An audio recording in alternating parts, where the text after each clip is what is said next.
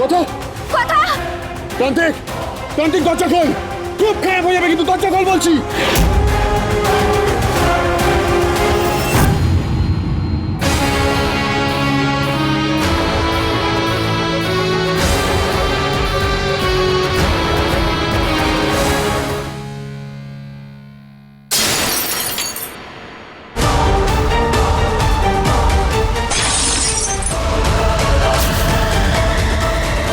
এরপরে যদি কোথার দিকে চোখ তুলেও তাকাস তাহলে ছুরিটা তোর বুকে খেতে দেবো।